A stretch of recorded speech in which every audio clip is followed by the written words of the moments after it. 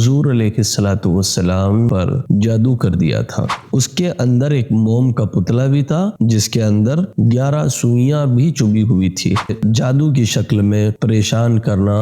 معزز و مکرم ناظرین کرام، السلام علیکم ورحمۃ اللہ وبرکاتہ۔ آپ جانتے ہیں کہ ایک یہودی جس کا نام لبید ذکر کیا گیا ہے، اس نے اور اس کی بیٹیوں نے حضور علیہ الصلوۃ والسلام پر جادو کر دیا تھا۔ روایت ہے کہ لبید بن عاصم یہودی اور اس کی بیٹیوں نے حضور علیہ الصلوۃ والسلام پر جادو کر دیا تھا، جس کا اثر حضور علیہ الصلوۃ والسلام کے جسم ناز پر ہوا، مگر اس جادو کا اثر حضور علیہ الصلوۃ والسلام کے قلب اطہر پر بالکل بھی نہیں ہوا، عقل شریف پر بالکل بھی نہیں ہوا، جسم مبارک پر صرف اثر ہوا۔ چند روز گزر جانے کے بعد سیدنا جبرائیل علیہ الصلوۃ والسلام تشریف لے کر آئے حضور علیہ الصلوۃ والسلام کی خدمت میں اور عرض کرتے ہیں، یا رسول اللہ صلی اللہ تعالی علیہ وآلہ وسلم، فلاں شخص نے آپ پر جادو کر دیا ہے۔ اللہ اکبر۔ کہتے ہیں کہ اس یہودی کا نام لبید بتاتے ہیں اور کہتے ہیں کہ یہودی نے آپ پر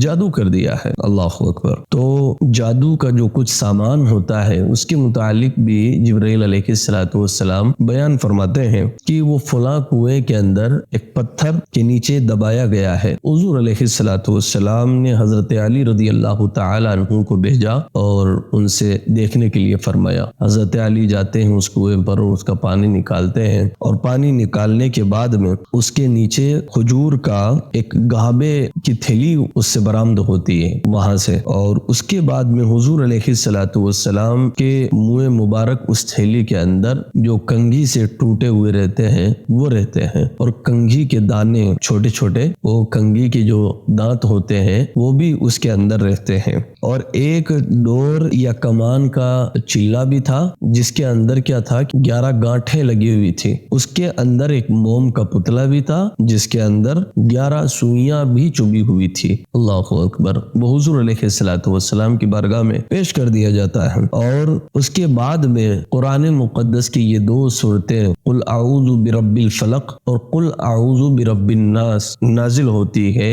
اور حضرت جبرائیل علیہ السلام حضور علیہ الصلوۃ والسلام سے عرض کرتے، یا رسول اللہ صلی اللہ علیہ وسلم، ان دونوں سورتوں کی آپ تلاوت فرمائیں اور یہ جادو کا اثر اللہ کے فضل سے، اللہ کے حکم سے ختم ہو جائے گا۔ حضور علیہ الصلوۃ والسلام نے ان دونوں سورتوں کی 11 آیتوں کی تلاوت فرمائی۔ جیسے ایک آیت کی تلاوت فرماتے ویسے ہی ایک ایک گرہ کھلتی رہتی تھی، یہاں تک کہ حضور علیہ الصلوۃ والسلام نے دونوں سورتوں کی 11 آیتوں کو پڑھا اور وہ ساری گرہیں کھل گئی اور وہ جادو کا اثر ختم ہو گیا۔ یاد رکھیں کہ حضرات محترم، کسی کو اس طریقے سے جادو کی شکل میں پریشان کرنا، کسی آدمی کا کرانا جلن میں، حسد کے اندر، یہ سب کی سب چیزیں ناجائز و حرام ہیں۔ کسی بھی اعتبار سے کسی مسلمان کو ناجائز تکلیف دینا بالکل درست نہیں ہے، اس لیے اس طریقے کے عمل سے ہمیں بچنا چاہیے۔ ہاں، کسی آدمی کی طبیعت خراب ہو، اسے تعویذ دینا، قرآن مقدس